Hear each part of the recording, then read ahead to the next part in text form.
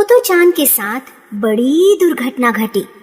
School से घर लौटने पर हुआ वह सब। जब वह रॉकी के साथ खाना खाने के पहले अपने कमरे में भेड़िया भेड़िया खेल रही थी, उस समय इस खेल में वे दोनों कमरे के दो कोनों से एक दूसरे की ओर लुढ़कने लगते और आखिरकार एक दूसरे से टकरा जाते। तय यह हुआ कि लुढ़कते लुढ़कते जब दोनों कमरे के बीच में मिलेंगे तो जो भी ज्यादा भयानक मुंह बनाएगा वही जीतेगा। रॉकी तो था जर्मन शेफर्ड कुत्ता, उसके लिए भेड़िए सा लगना कठिन न था। उसे तो बस अपने कान खड़े कर मुंह खोलकर दांत ही दिखाने पड़ते थे। तोतो चान के लिए यह सब कठिन था। उसे अपने हाथ कानों के पास लगाने पड़ते थे, मुंह और आंखें चौड़े फाड़ने पड़ते थे। तब रॉकी को काटने का नाटक करते हुए गुर्राने की आवाज निकालनी पड़ती थी। शुरू शुरू में रॉकी ने यह खेल अच्छी तरह खेला, पर था तो छोटा सा पिल्ला ही। कुछ ही देर में वह भूल गया कि यह खेल ही है और उसने तोतो चान को जोर से काट लिया। पता चलने से पहले ही तोतो चान का दाहिना कान अलग लटकने लगा और खून की धारा बहने लगी। उसकी चीखें सुनकर माँ रसोई से भागी आई। डैडी बैठक में वायलिन का अभ्यास कर रहे थे, वे भी भागे आए।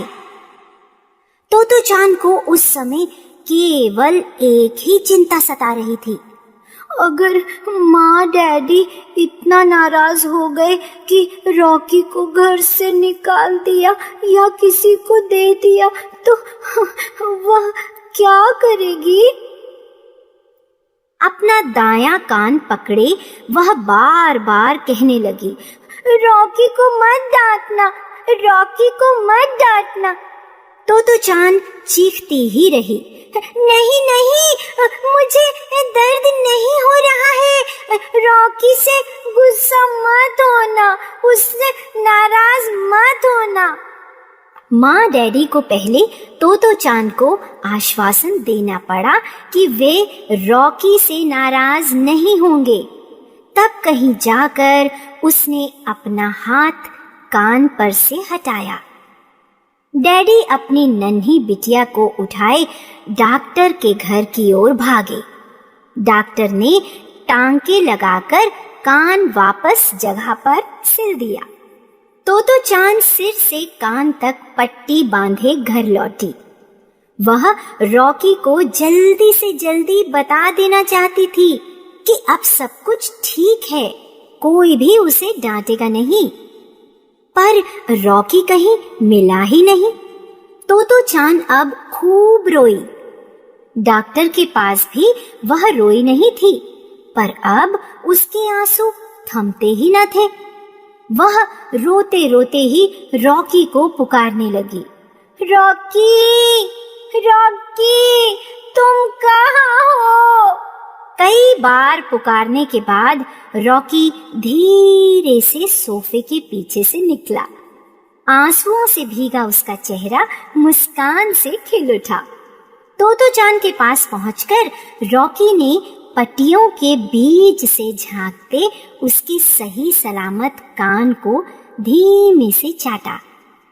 तोतो चान ने अपनी बाहें उसके गले में डाल दी, उसका कान सूंघा। रॉकी और तोतो चान दोनों ही थके और उम्मीदे हो चले थे। गर्मी के अंत का चांद दूर ऊपर बाग की ओर से पट्टी बंधी उस नन्ही बच्ची और कुत्ते को देख रहा था, जो अब कभी भी भेड़िया भेड़िया नहीं खेलना चाहते थे। पर अब वे दोनों पहले से भी कहीं अधिक गहरे दोस्त थे।